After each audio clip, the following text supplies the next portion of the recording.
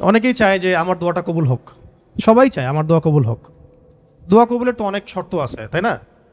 অনেকগুলো আমল আছে, শর্ত আছে, অনেক সময় আছে, এগুলো মোটামুটি আপনারা জানেন। তো একটা বিষয় আমি বলছি আজকে, একটা দোয়া আছে যে দোয়াটা, যে কথাগুলো দোয়ার শুরুতে বললে এই দোয়াগুলো কবুল হবে ইনশাল্লাহ, এই বিষয়ে আপনি নিশ্চিত থাকতে পারেন।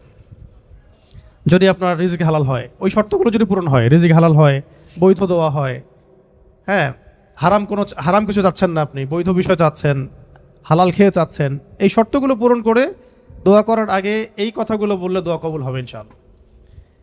আমি তো আর বলতে পারবো না 100% কবুল হবে, এটা তো আমার পক্ষে বলা সম্ভব না, কিন্তু সবচেয়ে শক্তিশালী যে ওসিলাগুলো দোয়া কবুল করানোর জন্য, সেটা এটা একটা।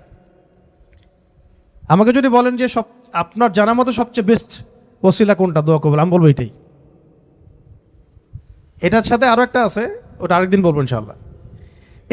সেটা হচ্ছে আপনি আল্লাহ রাব্বুল আলামিনের এই একত্ববাদের ওসিলা দিয়ে দোয়া করবেন।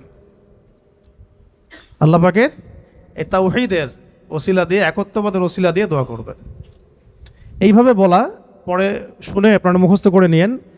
দোয়া করার আগে আল্লাহ পাকের প্রশংসা করা, আলহামদুলিল্লাহটাও আল্লাহ পাকের প্রশংসা, এবং রাসূল সাল্লাল্লাহু আলাইহি ওয়াসাল্লামের প্রতি দরুদ শরীফ পড়া একবার, অন্তত একবার, চাইলে আপনি অনেক পড়তে পারেন। এরপরে যে বিষয়টা আপনি চাচ্ছেন তার আগে বলা যে আল্লাহুম্মা ইন্নী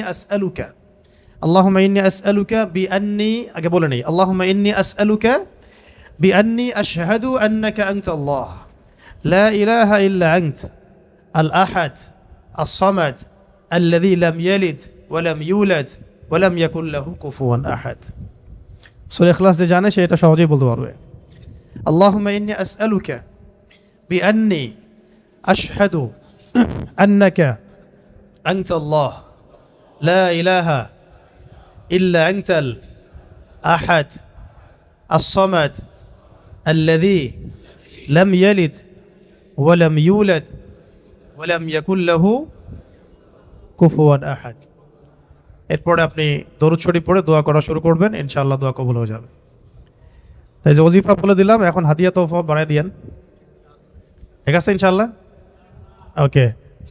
আচ্ছা, এটা পরীক্ষিত আমল, ইনশাআল্লাহ দোয়া কবুল হবে ইনশাআল্লাহ। আরও যদি সুন্দর করতে চান তাহলে আল্লাহুম্মা ইন্নী আসআলুকা বিআন্নী আশহাদু আন্নাকা আনতাল্লাহ, এর সাথে লা ইলাহা ইল্লা আনতাল আহাদ আল ওয়াহিদ আস-সামাদ আল্লাযী লাম ইয়ালিদ ওয়া লাম ইউলাদ ওয়া লাম ইয়াত্তাখিয ওয়ালাদান ওয়া লাম ইয়াকুল লাহু শারীকুন ফিল মুলক। আরও বলা যায় ওয়া লাম ইয়াকুল লাহু কুফুয়ান আহাদ। আরেকটা আছে আল্লাহুম্মা ইন্নী আসআলুকা বিআন্নী আশহাদু আন্নাকা আনতাল্লাহ লা ইলাহা ইল্লা আনতাল হান্নান আল মান্নান বাদিউ আস-সামাওয়াতি ওয়াল আরদ ইয়া যাল জালালি ওয়াল ইকরাম ইয়া হাইয়্যু ইয়া কাইয়্যুম বিরহমাতিকা আস্তাগীথ। এইটা দিয়ে দোয়া করা যেতে পারে শুরুতে, ঠিক আছে? এগুলো আমল করবেন ইনশাআল্লাহ। প্রথমটা তো সহজ, ওইটা বললাম, আল্লাহুম্মা ইন্নী আসআলুকা। একা দোয়া করলে আল্লাহুম্মা ইন্নী আসআলুকা, একসাথে করলে আল্লাহুম্মা ইন্না নাসআলুকা। একা করলে আল্লাহুম্মা ইন্নী আসআলুকা, একসাথে করলে তখন আল্লাহুম্মা ইন্না নাসআলুকা বিআন্নী আশহাদু আন্নাকা আনতাল্লাহ লা ইলাহা ইল্লা আনতাল আহাদ আস-সামাদ আল্লাযী লাম ইয়ালিদ ওয়া লাম ইউলাদ ওয়া লাম ইয়াকুল লাহু কুফুয়ান আহাদ। এর অর্থ হচ্ছে, হে আল্লাহ, আমি এই ওসিলায় তোমার কাছে প্রার্থনা করছি, আর এটা জেনে আমি তোমার কাছে প্রার্থনা করছি, এইটার দাবি দিয়ে আমি তোমার কাছে প্রার্থনা করছি যে তুমি এক, তুমি অমুখাপেক্ষী, তুমি কাউকে জন্ম দাও নাই, কারো কাছ থেকে তুমি জন্ম নেও নাই, তোমার সমতুল্য কিছু নাই। এইটার ওসিলা দিয়ে আল্লাহ আমি তোমার কাছে প্রার্থনা করতেছি। এর চেয়ে বড় ওসিলা হয়? তাওহীদের চেয়ে বড় ওসিলা হয় না। এরপরে আরেকদিন আরেকটা ইনশাআল্লাহ শেখাই দেব। এটা গেল ওই যে বললাম বেলাল রাদিয়াল্লাহু আনহুর অত্যাচারের পরে নাজিল হওয়ার পর আল্লাহ রাব্বুল আলামিন প্রথম জানাই দিলেন যে বলো আল্লাহ রাব্বুল আলামিন এক। এই এক দিয়ে কি হয়েছে, সমস্ত বহুত্ববাদীদের যে ধর্মবিশ্বাসের যে ভিত্তি, এটাকে ভেঙে দেওয়া হয়েছে, ঠিক আছে? 2 নম্বর হচ্ছে আল্লাহ পাক বললেন যে আল্লাহুস সামাদ, আল্লাহ অমুখাপেক্ষী শব্দটাকে সালাফগণ, আসলাফগণ, আকাবিরগণ অনেকভাবে ব্যাখ্যা করেছেন। আমি একটু ওইটা পড়ে শোনাই, তাহলে আপনাদের জন্য সুবিধা হবে।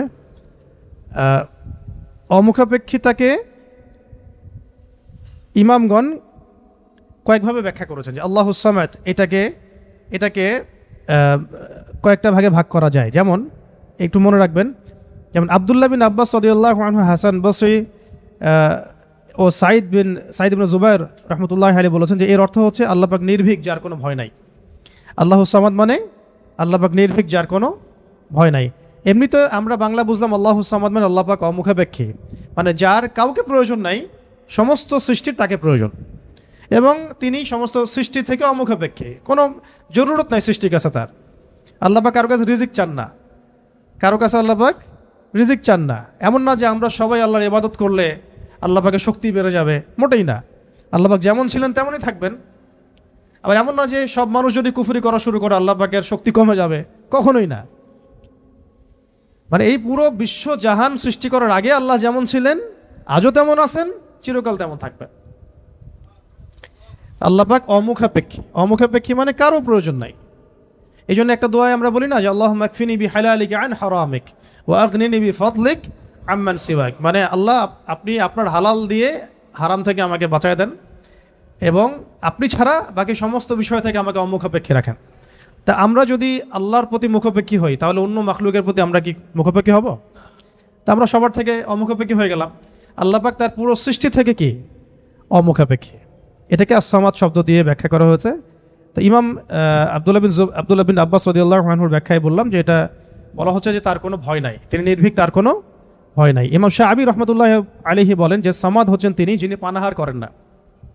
এক এক স্কলার এক একভাবে আসলাফগণ ব্যাখ্যা করেছেন। ইবনে জুবাইর রাদিয়াল্লাহু রহমতুল্লাহ আলাইহি বলেন যে আস-সামাদ শব্দের অর্থ হচ্ছে তিনি সমস্ত গুণ এবং কর্মে নিখুঁত, তিনি সমস্ত গুণ এবং কর্মে নিখুঁত। হযরত কাতাদা রহমতুল্লাহ আলাইহি বলেন যে সমগ্র সৃষ্টি জগৎ ধ্বংস হওয়ার পর যিনি বাকি থাকবেন তিনি হচ্ছেন আস-সামাদ। সমস্ত সৃষ্টি জগৎ ধ্বংস হয়ে যাওয়ার পরে যিনি, যার অস্তিত্ব থাকবে তিনি হচ্ছেন আস-সামাদ। তো সামাদের কত ব্যাখ্যা তারা করেছেন, ঠিক আছে। তারপরে ইকরিমা রহমতুল্লাহ আলাইহি বলেছেন যে যার উপর কারো মর্যাদা নাই তিনি হচ্ছেন আস-সামাদ, যার উপরে কারো আর মর্যাদা নাই তিনি হচ্ছেন আস-সামাদ। তারপরে ইমাম রাজি রহমতুল্লাহ আলাইহি বলেছেন সামাদ হচ্ছেন তিনি যার উপরে কখনো কোনো বিপদ আপদ আসে না। সামাদ হচ্ছেন তিনি যার উপরে কখনো কোনো বিপদ আপদ আসে না। তারপরে আবুল ওয়াইল শাকিক ইবনে সালামা রহমতুল্লাহ আলাইহি বলেন যে সামাদ হচ্ছেন তিনি যিনি সর্বত্র তার কর্তৃত্ব প্রতিষ্ঠা করতে পারেন, সর্বত্র যার কর্তৃত্ব তিনি প্রতিষ্ঠা করতে পারেন। কারো মতে, কোন কোন স্কলারের মতে সামাদ হচ্ছেন তিনি যিনি,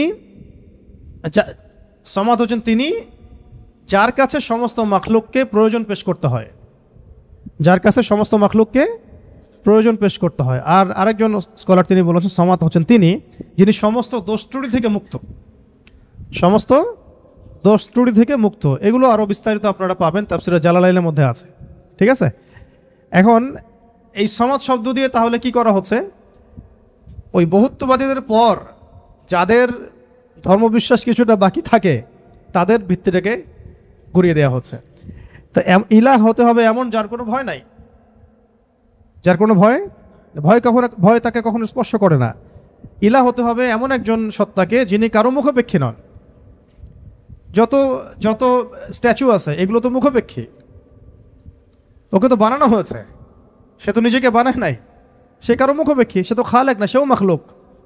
তারপরে যারা মানুষ যারা নিজেদেরকে বিশ্ব মঞ্চে বড় বড় করে ফুটিয়ে তোলে বা নিজেদেরকে রবের আসনে অধিষ্ঠিত করার চেষ্টা করে, তারা কি অমুখাপেক্ষী? তারাও মুখাপেক্ষী, সবাই মুখাপেক্ষী। আবার যে ধর্মবিশ্বাসে চলছে তারা কি অমুখাপেক্ষী? নাসারাদের ক্ষেত্রেও সেম, তারা মুখাপেক্ষী। মাজুসিরা তারাও এমন ইলাহের উপাসনা করে যারা মুখাপেক্ষী। শুধুমাত্র মুসলিমরাই এমন একজন ইলাহের উপাসনা করে বা ইবাদত করে, উপাসনা না ইবাদত করে, যিনি অমুখাপেক্ষী, সমস্ত ত্রুটি থেকে মুক্ত, বিচ্যুতি থেকে মুক্ত, যিনি সমস্ত দোষ ত্রুটি থেকে মুক্ত, যিনি হচ্ছেন কারো কাছে কিছু চান না, সবাই তার কাছে চায়, যাকে কখনো বিপদ আপদে স্পর্শ করে না, যিনি পানাহার করেন না, যিনি তার সৃষ্টি এবং কর্মে নিপুণ, এবং যার উপরে কারো কোনো মর্যাদা নাই। এবং যখন সৃষ্টি জগৎ ধ্বংস হয়ে যাবে যিনি বাকি থাকবেন তিনি হচ্ছেন আল্লাহ রাব্বুল আলামিন। তো এখানে আস-সামাদ শব্দের অনেক গভীর কথা আছে, ব্যাখ্যা আছে আর কি। এগুলো নিয়ে ইনশাল্লাহ আমরা আরও পরে সেশনে করবো ইনশাল্লাহ। আজকে আমরা একটু কোড আলোচনা করতেছি। 3 নম্বরে আল্লাহ রাব্বুল আলামিন বলেছেন যে বলুন হে নবী যে আল্লাহ তিনি লাম ইয়ালিদ ওয়া লাম ইউলাদ। বলুন তো সামনে কমন নেওয়া হয়েছে, কুল বলুন আল্লাহ এক, আল্লাহুস সামাদ, আল্লাহ আস-সামাদ, আল্লাহ অমুখাপেক্ষী। আপনি বলে দিন হে নবী যে লাম ইয়ালিদ ওয়া লাম ইউলাদ। লাম ইয়ালিদ তিনি জন্ম দেন নাই, লাম ইয়ালিদ মানে তিনি জন্ম দেন নাই। এটা দিয়ে কাদের ভিত্তি ভেঙে দেওয়া হলো? ওই যারা আল্লাহর পুত্র সাব্যস্ত করে, কন্যা সাব্যস্ত করে, ওদের ধর্মবিশ্বাসের ভিত্তি ভেঙে দেওয়া হলো। লাম ইয়ালিদ তিনি জন্ম দেন নাই। তো এমন একজন সত্তাকে আল্লাহ হতে হবে যিনি কাউকে জন্ম দেন না কখনো। আমরা এই দুনিয়াতে যা দেখছি সব কিছু কিন্তু জন্মিত বা জন্ম দিচ্ছে বা জন্মিত। মানুষের কথা বলেন, আপনি যে কোনো মাখলুকের কথা বলেন, এমনকি প্রকৃতির যে বিষয়গুলো আমরা দেখি এগুলো তো জন্মিত আর কি, মাখলুক, এগুলো কোনো না কোনো জায়গা থেকে আসছে। তো আল্লাহ রাব্বুল আলামিন হতে হলে এমন একজন সত্তা হতে হবে যিনি কাউকে জন্ম দেন নাই। ওয়ালাম ইউলাদ, এটা আরও কঠিন। কেউ জন্ম দেয় না সেটা একটা হতে পারে, একজন ধরেন মহিলা আছে জন্ম দেয় নাই সন্তান, তো সে তো কারো কাছ থেকে জন্মিত হয়েছে। তাকে দুইটা রাস্তাই বন্ধ করে দেওয়া হলো যে আল্লাহ হতে হবে এমন একজন সত্তাকে যিনি না জন্ম দিয়েছেন না কারো কাছ থেকে জন্ম নিয়েছেন। এটা আরও কঠিন, এবং এই কাঠিন্যের মধ্যে কোনো সত্তা পড়তে পারে না আল্লাহ ছাড়া। এই মানদণ্ডে আল্লাহ ছাড়া অন্য কোনো সত্তা কখনো পড়তে পারে না, যিনি জন্ম দেন নাই, কারো কাছ থেকে জন্ম নেন নাই। অনেকে প্রশ্ন করে যে অনেকের মধ্যে ওয়াসওয়াসা আসে যে এই বিশ্বজাহান আল্লাহ সৃষ্টি করেছেন, আল্লাহকে কে সৃষ্টি করেছে? নাউযুবিল্লাহি মিন যালিক। নবী সাল্লাল্লাহু আলাইহি ওয়াসাল্লাম বলেছেন যখনই এমন কোনো চিন্তা আসবে, এই চিন্তা শয়তান ঢুকিয়ে দেয়, যখনই এমন কোনো চিন্তা আসবে সেজন্য পরে আউযু বিল্লাহি মিনাশ শাইতানির রাজিম, এবং ঈমান পাকাপোক্ত করার জন্য যেন পরে আমানতু বিল্লাহি ওয়া রুসুলিহি, আমানতু বিল্লাহি ওয়া রুসুলিহি, রুসুলিহি বহুবচন, আমানতু বিল্লাহি ওয়া রুসুলিহি। আল্লাহকে যদি কেউ জন্ম দিত বা আল্লাহ যদি কোনো জায়গা থেকে সৃষ্টি হতেন তাহলে যে স্রষ্টা তিনি তো আল্লাহ হতেন, তাই না? আল্লাহ যদি নাউযুবিল্লাহ কারো কাছ থেকে সৃষ্টি হতেন তাহলে তো তিনি আল্লাহ হতেন না। এমন একজন সত্তাকে আল্লাহ হতে হবে যিনি সৃষ্টি নন, যাকে কেউ সৃষ্টি করে নাই, বরং তার কাজ সৃষ্টি করা। এটা তো আপনি কার্যকারণ তত্ত্ব থেকে বলছেন, এটা ফিলোসফিতে একটা তত্ত্ব আছে কার্যকারণ তত্ত্ব। মানে তত্ত্বটা হচ্ছে এরকম, ইউনিভার্সিটিতে আমাদেরকে একটু পড়ানো হয়েছিল আর কি, যে প্রত্যেকটা কাজের পিছনে একটা কারণ থাকে। আসলে তাই, কিন্তু প্রত্যেকটা কাজের পিছনে একটা কারণ আসলেই থাকে। শয়তানির পিছনেও কোনো না কোনো কারণ তো আছে, কেন শয়তানি করতেছে এটা কারণ তো আছে। প্রত্যেকটা কাজের পিছনে একটা কারণ থাকে। এই তত্ত্বটাকে তারা বলতো কার্যকারণ তত্ত্ব আর কি। তো এই তত্ত্ব থেকে তারা এই প্রশ্নটা উত্থাপন করেছে যে তাহলে আল্লাহকে কে সৃষ্টি করেছে? ঠিক আছে, এখানে এই তত্ত্বটা নিজেই তার দোষে ত্রুটিযুক্ত আর কি। আল্লাহকে যদি কেউ সৃষ্টি করে তাহলে তো সে আল্লাহ হবে, তাকে কেউ সৃষ্টি করলে সে আল্লাহ হবে, তাকে কেউ সৃষ্টি করলে সে আল্লাহ হবে। এইভাবে আপনি কোথায় গিয়ে শেষ করবেন? যেখানে আপনার চিন্তার জগৎ শেষ হবে সেখান থেকে আল্লাহ রাব্বুল আলামিন শুরু হবেন ইনশাআল্লাহ। ব্যাপারটা এরকম আর। তো আল্লাহ রাব্বুল আলামিন কাউকে জন্ম দেন নাই, কারো কাছ থেকে জন্ম নেন নাই। তারপর সবশেষ ওয়ালাম ইয়াকুল্লাহু কুফুয়ান আহাদ, ওয়ালাম ইয়াকুল্লাহু কুফুয়ান আহাদ। এটা এত কঠিন যে এটা মানে উতরে যাওয়ার মতো আসলে ক্ষমতা আল্লাহ ছাড়া কারোরই নাই, এটা অসম্ভব। ওয়ালাম ইয়াকুল্লাহু কুফুয়ান আহাদ, ওয়া মানে এবং, ইয়াকুন মানে হয়, লাহু মানে তার জন্যে, কুফুয়ান মানে সমকক্ষ বা সমতুল্য, আহাদুন মানে কেউই। এখানে আহাদুন মানে আসলে কেউই। ওয়া মানে এবং, লাম ইয়াকুন, ওয়ালাম ইয়াকুন এবং হয় না, লাম মানে না, লাম হচ্ছে অতীতকালে নাবাচক বোঝায়, অতীতকালে নাবাচক, এগুলো মনে রাখবেন। ওয়া মানে এবং, ওয়াবের দুটো অর্থ হয় আল কোরআনে, কখনো কখনো শপথ বা কসম অর্থে আসে, কখনো কখনো এবং অর্থে আসে। যেমন ওয়া তিন ফলের কসম, ওয়াল আসরি সময়ের কসম। আর এখানে ওয়া জবর মানে হচ্ছে এবং, ওয়ালাম লাম হচ্ছে অতীতকালে নাবাচক। যেমন আমি কখনো বলিনি, আমি করিনি, আমি যাইনি, এগুলো বোঝাতে লাম শব্দ প্রয়োগ করা হয়। ঠিক আছে, ওয়ালাম ইয়াকুন মানে হয়, লাম ইয়াকুন মানে হয় না, ওয়ালাম ইয়াকুন এবং হয় না, লাহু মানে তার জন্য, বলতে এখানে আল্লাহর দিকে নিসবত করা হচ্ছে। ওয়ালাম ইয়াকুন লাহু, তার জন্যে হয় না, কি হয় না? কুফুয়ান, মানে কুফু মানে কি? সমতুল্য, সমকক্ষ। অনেকে বলেন না বিয়ের ক্ষেত্রে কুফু দেখতে হয়, সমতুল্য, সমকক্ষ, সামঞ্জস্যতা। আহাদ, কেউই, মানে তার সমতুল্য সমকক্ষ কেউ নাই, তার সমতুল্য সমকক্ষ কেউ নাই। এটা হচ্ছে আরও কঠিন, কারণ একজন ধরেন আহাদ উতরে আসলো, সমাদে গিয়ে শেষ হয়ে গেল। কেউ হয়তো বলছে লাম ইয়ালিদ ওয়া লাম ইউলাদ, এটাকে কোনোভাবে ব্যাখ্যা করছে, ধরেন কোনোভাবে উল্টাপাল্টা ব্যাখ্যা করছে, কিন্তু শেষে গিয়ে এসে কিন্তু আর আর পারবে না। ওয়ালাম ইয়াকুল্লাহু কুফুয়ান আহাদ, তার সমতুল্য কিছুই নাই। ধরেন আপনি বললেন যে এই মূর্তিটা নাউজুবিল্লাহ একটা দেবতা, কেউ বললো হয় কোনো মুশরিক, তাহলে এই মূর্তি একটা না, এই মূর্তি আরও অনেক আছে, সামঞ্জস্য আছে। কেউ যদি বলে এই নক্ষত্রটা তার ইলাহ, নাউজুবিল্লাহ, এই নক্ষত্র একটা না, তার সামঞ্জস্য আরও আছে, সিমিলারিটিস আছে আর কি। ঠিক আছে, কেউ বললো যে অমুক নবীর সন্তান আল্লাহর পুত্র, নাউজুবিল্লাহ, তা এই নবীর সন্তান একজন না, আরও বহু নবী আছে, তাদের সন্তান হয়েছে। তো এইরকমই ওয়ালাম ইয়াকুল্লাহু কুফুয়ান আহাদ হচ্ছে এমন একজন সত্তাকে আল্লাহ হতে হবে যার সাদৃশ্য কিছু নাই। লাইসা লাইসা কামিথলিহি শাই, তার সমতুল্য, তার মতো কিছু নাই। অনেকে আল্লাহ পাকের এই যে হাত, আল্লাহ পাকের চেহারা, আল্লাহর হাসি, আল্লাহর ক্রোধ, এগুলোকে ব্যাখ্যা করতে গিয়ে আকীদার ক্ষেত্রে এমন এমন কিছু ব্যাখ্যা করেছে যেখানে আল্লাহ পাককে মাখলুকের সাথে সাদৃশ্য করে দেওয়া হয়েছে, এবং তারা আবার বলছে এটাই নাকি আহলুস সুন্নাহ ওয়াল জামাআর আকীদা। এটা একটা বাজে বিষয়, এটা একটা বাজে কথা। আল্লাহ রাব্বুল আলামিনের জাত এবং সিফত সম্পর্কে আমরা ইনশাআল্লাহ আরেকদিন বিস্তারিত কথা বলবো।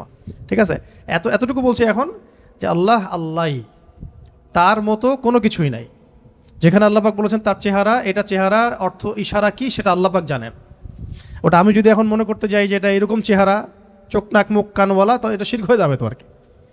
আল্লাহ পাক কোনো মাখলুকের সাদৃশ্য না, ওয়ালাম ইয়াকুল্লাহু কুফুয়ান আহাদ, লাইসা কামিথলিহি শাই, তার মতো আর কিছু নাই। ঠিক আছে, তো আল্লাহকে কোনোভাবেই এইরকম কোনো ব্যাখ্যার মধ্যে আনা যাবে না। যেমন অনেকে বলেন না যে আল্লাহ পাক কোথায় আছে। তো এখন আপনি প্রশ্ন করলেন যে আল্লাহ রাব্বুল আলামিন কোথায় আছে, তো কেউ বলছে আরশের উপরে আছে, আরশের। তো আল্লাহ পাকের ক্ষেত্রে এমন দিক সাব্যস্ত করা যাবে না, উপরে নিচে ডানে বামে, এভাবে না। এটা ইস্তাওয়ার অর্থ কি, সেটা আল্লাহ পাক যেভাবে বলেছেন ওইটুকুতে চুপ থাকা আর কি, এটাকে ব্যাখ্যা করতে না যাওয়া আর কি, ব্যাখ্যা করতে না যাওয়া। এমনকি আল্লাহ পাক আর রহমান আর রহিম, এটাকে এইভাবে ব্যাখ্যা করা যাবে না যে কেমন রহমান, আমাদের মতো রহমান, আমাদের মতো দয়াময় কি? আল্লাহর দয়া আল্লাহর মতো, আল্লাহ পাকের দয়া আল্লাহর মতো, আল্লাহর ক্রোধ আল্লাহর মতো, আল্লাহর মানে কারো প্রতি সন্তুষ্ট হওয়া তার মতো, তার নিজের জাত এবং সিফতের মতো, আমাদের কোনো মাখলুকের মতো না। আবার আল্লাহ পাকের দিকে কোনো দিকও সাব্যস্ত করা যাবে না যে আল্লাহ উপরের দিকে, নিচের দিকে, টানের দিকে, বামের দিকে। এইগুলো মানে খুব সূক্ষ্ম বিষয় আকীদার, এবং এই আকীদার এই বিষয়গুলো সমাজের মধ্যে অনলাইনের মাধ্যমে এত ফিতনা সৃষ্টি হয়ে গেছে যেগুলো আসলে অনেক সময় জেনারেল ভাইরা এখানে মধ্যে ডুবে যাচ্ছেন আর কি। তো আল্লাহ পাকের ব্যাপারটাকে খুব সেন্সিটিভলি বুঝতে হবে, এবং সূক্ষ্মতার সাথে বড় বড় উলামায়ে কেরামদের কিতাবগুলো পড়ে তাদের কাছ থেকে ব্যাখ্যা জেনে নেবেন। এবং যেটা বুঝবেন না পড়তে গিয়ে, যদি আপনি আকীদার বইগুলো আসলেই পড়তে পারেন, তাহলে যেটা বুঝবেন না সেটা অবশ্যই বড় আলেমকে জিজ্ঞাসা করতে হবে। হ্যাঁ, আরশের কথা দিয়ে অনেকে বলেছেন উপরে। এই সমাসীন শব্দটা মানে হচ্ছে আসীন হওয়া। এই যে আমি বসে আছি এখন চেয়ারের উপরে, আমি চেয়ারের উপরে সমাসীন হয়ে আছি আমি এখন, তো এটা কি সমাসীন শব্দটা ঠিক হবে? তাহলে আল্লাহ পাক কি বসে আছেন? নাউজুবিল্লাহি মিন যালিক। কোন হালতে আছেন আপনি জানেন? আমরা জানি। আল্লাহর হালতে আছে। আল্লাহ পাক যেভাবে থাকা দরকার তার শান মর্যাদা অনুযায়ী আল্লাহ পাক আছে। তো এই ব্যাপারগুলো খুব সূক্ষ্ম, কিন্তু এই জন্য আমি বলছি এটার আরেকটা দার্স লাগবে পরের ক্লাসে ইনশাল্লাহ। ওই দিন আমরা তাওহীদের পুরো বিষয়গুলো, খুঁটিনাটিগুলো জানবো ইনশাল্লাহ। পাশাপাশি শিরকের বিষয়গুলো লিস্ট করা হচ্ছে, যতগুলো কাজ শিরক এগুলো আপনাদেরকে বলে দেবো ইনশাল্লাহ। মানে এখন যেগুলো দেখা যায়, এছাড়াও আরও অনেক শিরক আছে যেটা সামনে আসবে আর কি। হ্যাঁ, আসতে পারে, কারণ যেভাবে যুগ বদলায় সেভাবে শিরকের ভেরিয়েন্টও বদলাচ্ছে। যেভাবে যুগ বদলাচ্ছে না, শিরকের ভেরিয়েন্টও বদলাচ্ছে, কিন্তু উসুলগুলো জানা থাকলে আমরা ভুল করবো না ইনশাল্লাহ। ঠিক আছে, তো আমরা এখানে সূরা ইখলাসের মূল কয়টা অর্থ জানলাম, সরল অনুবাদ। তাহলে অর্থ ধরলে পারবেন তো এখন থেকে ইনশাল্লাহ। কুল শব্দের অর্থ বলুন, কাকে বলতে বলা হচ্ছে? রাসূল সাল্লাল্লাহু আলাইহি ওয়াসাল্লামকে। কেন বলতে বলা হচ্ছে? কারণ কাফেররা জিজ্ঞাসা করেছে আল্লাহ কেমন, তোমার আল্লাহ কেমন, প্রকৃতি জিজ্ঞাসা করছে, আল্লাহ পাক সম্পর্কে জানতে চেয়েছে। আল্লাহ পাকের ডেফিনেশন কোন সূরা আছে? ইখলাস। এই সূরাকে বলা হয় তাওহীদের সূরা, একনিষ্ঠতা। ঠিক আছে, খালেস তাওহীদ। এবং কোরআনের যে 3টা ভাগের কথা বললাম, 3 ভাগের 1 ভাগই হচ্ছে তাওহীদ। এই কারণে এই সূরাকে আল কোরআনের 3 ভাগের 1 ভাগ বলা। এখন বুঝতে পারছেন যে হাদিসে আসছে না যে এই সূরা ইখলাস হচ্ছে কোরআনের 1/3 সমান। 1/3 কেন? কারণ কোরআনের 3 ভাগের 1 ভাগ হচ্ছে তাওহীদ। এটা এভাবে আসে নাই কিন্তু যে 3 বার পড়লে 1 খতম হবে, এভাবে কিন্তু হাদিসে আসে নাই। এটা ব্যাখ্যা, ওলামা ইকরামদের আসলাফদের অনেকের ব্যাখ্যা যে 3 বার পড়লে হয়তো 1 খতমের নেকি হয়ে যাবে। ইনশাআল্লাহ হতেও পারে, আল্লাহ পাক দিতেই পারেন, আল্লাহ পাক দিলে আমার সমস্যা কি? তো এইভাবে হাদিসে আসে না যে 3 বার পড়লেই 1 খতমের নেকি হবে, এইভাবে হাদিসে আসে না। আসছে যে এই সূরা হচ্ছে কোরআনের 3 ভাগের 1 ভাগ, 1/3 সমান, 1/3 সমান। এটাও একটা ব্যাখ্যা যে কোরআনের 3 ভাগের 1 ভাগ জুড়ে তাওহীদ আছে। বাকি 1 ভাগ কি আছে? বাকি 1 ভাগ আছে না, বাকি 1 ভাগ আছে ইতিহাস, হিস্ট্রি, পূর্ববর্তী নবীদের অনেক ঘটনা, এইগুলো আছে 1 ভাগ। ঠিক আছে, আর 1 ভাগ আছে আহকাম, হুকুম আহকাম, এগুলো করো এগুলো করো না, হ্যাঁ, দিক নির্দেশনা। আর এমনি আমরা বলছি আমাদের দিনের যে মূল 3টা ভিত্তি, সেটার মধ্যে একটা হচ্ছে তাওহীদ, একটা রিসালাত, একটা হলো আখিরাত। আচ্ছা, এখন আসেন শেষ করি, আমরা 10টা বেজে আছে। এখন আর 2-1টা কথা বলে আমি শেষ করি যে আজকের মতো, যে আমরা জানলাম এই সূরা শানে নুজুল কি, অর্থগুলো কি। আচ্ছা, অর্থগুলো একবার রিপিট করে নেই। কুল মানে কি বলুন? হুয়া আল্লাহ। হুয়া মানে কি? তিনি। হুয়া মানে তিনি, এখানে আল্লাহকে সাব্যস্ত নিসবত করা হচ্ছে। আল্লাহ মানে আল্লাহ, আহাদ মানে 1। আচ্ছা, আল্লাহ শব্দটা কিন্তু নিজেই ইসমে আজম, আল্লাহ শব্দটা নিজেই কিন্তু ইসমে আজম। এটার সাথে প্রাসঙ্গিক বলে দিলাম, ওই দোয়াটা যদি করেন দোয়া করার আগে, তাহলে ইনশাআল্লাহ দোয়া কবুল হবে। কোনটা? আল্লাহুম্মা ইন্নী আসআলুকা বিআন্নী আশহাদু আন্নাকা আনতা আল্লাহ লা ইলাহা ইল্লা আনতাল আহাদুস সামাদুল্লাযী লাম ইয়ালিদ ওয়া লাম ইউলাদ ওয়া লাম ইয়াকুল লাহু কুফুয়ান আহাদ। এটা একটা।